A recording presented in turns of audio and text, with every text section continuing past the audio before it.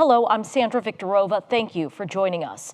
The controversial immigration detention facility in the Everglades will likely be empty in a matter of days, according to a top Florida official. This even as the state fights a federal judge's order to shutter the facility by a late October deadline. Reports that the facility would lose detainees come from an email exchange shared with the Associated Press. In an August 22nd email, Florida Division of Emergency Management head Kevin Guthrie wrote to a South Florida rabbi regarding spiritual care at the facility that, quote, "We are probably going to be down to 0 individuals within a few days," end quote. Governor Ron DeSantis has said a recent court order to close the facility would not deter deportation efforts and announced the opening of a second detention facility called Deportation Depot near Jacksonville.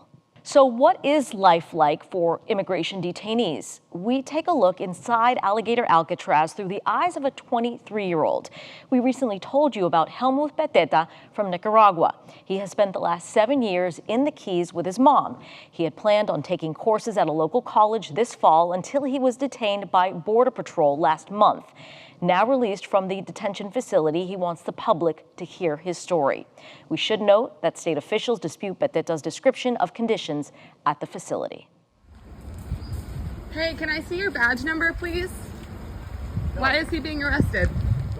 A group of concerned citizens document the moment Border Patrol agents detained Helmuth Beteta in Key West. More than a month later, Beteta struggles to make sense of that day. You have an experience that doesn't even feel real to you, and your mind just shut down. It's a day that has left him fearful. I knew what was happening was wrong. There's really nothing that I was doing on the bicycle that was illegal or a reason to stop me. Beteta calls his stop by officers racial profiling. He never searched me, he never did anything. All he was interested about is what's your legal status? He says he repeatedly told the officer he entered the country legally with a visa. Even after I said that, he kept saying I came to this country illegally and I was a criminal and that I had committed a crime. In fact, Beteta has no criminal history. He says he presented agents this valid Florida driver's license that day. He also has a federal work permit which allowed him to work as a maintenance engineer at a Keys hotel. His mom brought Beteta to the U.S. when he was 16. Both say they fled political persecution in their homeland. The day he was detained, Beteta says he explained to the agent that he had a hearing date for his political asylum petition in 2028. Still, 2 days later, Beteta was on his way to Alligator Alcatraz in the middle of the night with other detainees. It's like you lose all hope and you feel like everything is doomed. You're in the lowest that you can ever feel. And as soon as you get off the bus, all these guards rush out the door and start grabbing one by one. They make you strip and get rid of all of your clothes, and all you have allowed is your boxers. Beteta described difficult conditions during processing. You have chains on your feet and on your hands the entire night. For a whole day, you just chain up. The guards are here wearing hoodies and jackets because how cold it is. It feels like a freezer inside. Wearing detainee uniforms, Beteta and other detainees worried about the frigid conditions for an older, thinner man. He was shaking for a good 6-10 hours. We feared for his life. And we told the guards, hey, this guy, give him something, give him a blanket. Beteta says detainees had to deal with harsh conditions regularly. First 4 nights, we were just dealing with mosquitoes all over the place. I remember for me, I had to cover myself all with blankets. I would have rather sweat myself to sleep than have to deal with the mosquitoes because you never know what type of illnesses they're going to carry with you. And at times, flooding toilets were a problem. So for an hour, 2 hours, you just deal with one toilet clog and with water everywhere. Beteta says it was a challenge getting the basics like medicine for his injured foot. He said initially there wasn't enough food. He says he lost about 17 pounds in 3 weeks. Sometimes even getting water was problematic. When I asked him for water, and I spoke to him in English, he also spoke English, so it's there was no communication issue right there. He straight up ignored me. Beteta says there wasn't physical abuse there, but considers the treatment inhumane. The psychological pressure they put on you is real. You feel you're being treated like an animal, like a dog, like a cat, or like a chicken in this case because it was cages. Once you have all that stress built up, all that anxious, and all you want to give anything, you will give your hand just to get out. He said several detainees agreed to leave the country voluntarily because they lost hope they'd be released. Others signed documents without understanding what they were signing. In Alcatraz, there's no pamphlets. There's nothing you can read that tells you what to do or where to look for help. He said detainees are often told by guards they're not getting out. You ask them anything, all they say is that you're going back to the country.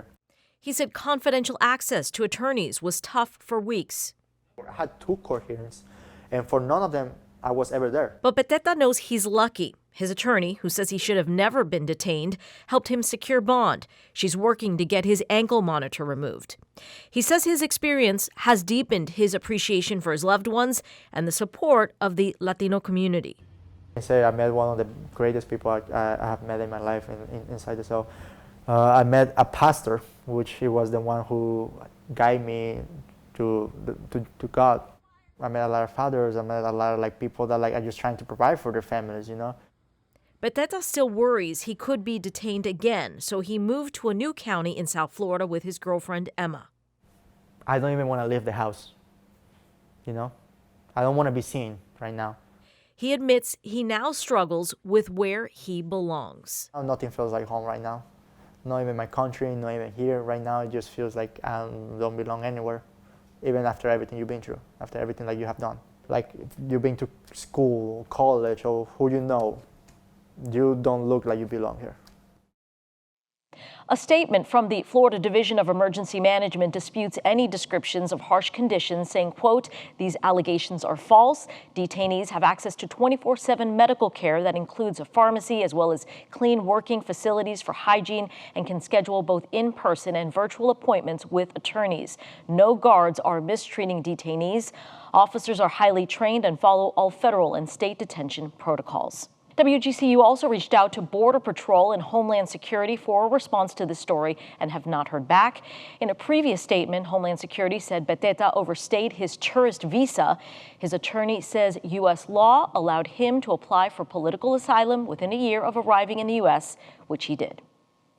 Governor Ron DeSantis and President Donald Trump touted Alligator Alcatraz as a place where migrants with dangerous criminal histories would be held and deported. But a joint investigation by the Miami Herald and Tampa Bay Times paints a different picture. According to records they obtained, most detainees did not have criminal convictions, and many have scheduled immigration court hearings. Thanks for watching. We've got more great content for you, from news to the arts to the environment. So be sure to like and subscribe to WGCU's YouTube channel and follow us on our social media platforms for the stories that matter to you.